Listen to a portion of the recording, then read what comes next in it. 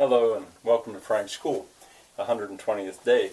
This is the third time that I want to talk about James Burke's episode 4, A Matter of Fact.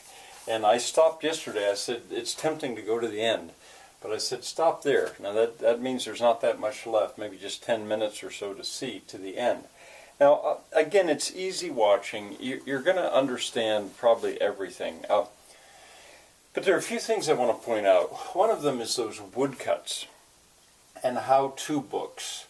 Well, what you're seeing, a lot of those illustrations that you're seeing come from a book called De Re Metallica, which I have a copy of it. I got it back when I was in Brazil.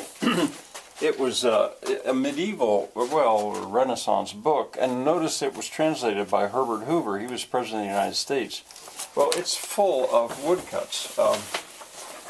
As well, I mean, it was the textbook on mining at the time. You probably can't see that, but I did want to show you one woodcut that I think is maybe my favorite. I think you can maybe see this. If you can see a guy up here. He's got two levers. This is a water wheel, and it'll go in either direction. If you look there, you can see it'll go in either direction. And it's for hoisting water or lowering water out of the mines right here. Well, I've studied this very happily many times. And one other set of woodcuts I'd like you to tell you about is, it's called in German, Das Ständebuch. Oh,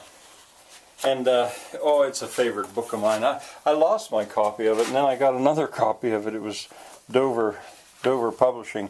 You maybe, I hope you can see some of this.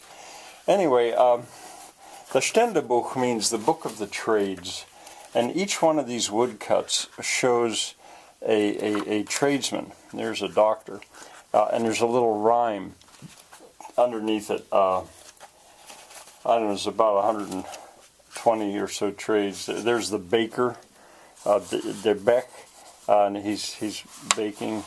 Der Müller, the miller, he's grinding grain. You maybe can see that, maybe not, I'm not sure. But I found that this existed. I was in Innsbruck, Austria, for the first time. And I was in a museum there, the Folk Art Museum, I think is what it's called. I can never remember exactly the name. It's right in the center. And I saw these pages on display. And my German at that point was non-existent, but I still went to the curator or whoever and said, where can you get them? And they said, well, there's a bookstore right down the street, and they probably have the book. And I went down, sure enough, they had the book, and I bought it, and I was so happy to have it. I then went back to Brazil. As I say, I lost that, but then I got another copy. Anyway, that's about the woodcuts, the how-to books. And I've got more. Later on, maybe next year, I don't think I'll do it this year, I may spend time showing you pages of this collection of books I have, or the books. Well, he goes on to indexing and cross-indexing, and the result of that is his statement that 1 + 1 makes 3. Well, I use that in the teaching of foreign languages, Spanish, French, and German, for the character to show how smart he is. He can count. He's smart. And he also knows that 1 and 1 is 3. Well, of course, that was fun with the students because they went nuts. They said, what do you mean, 1 and 1 is 2? No. I say there's 1, and there's 1, and when you put the 2 together, you've now got a third thing, which is the two of them together, you've got 3. And you know, it would boggle their minds, and they would go to their math teacher upset, or at least playfully so. And one student pointed out, well, actually 1 and 1 makes 11. You know, if you put 1 and 1 together. Anyway, but it's a serious thought. What he's getting at, it's an accumulation. I think the word synergy. I don't use synergy. I don't use that word, but I think that refers to it as well.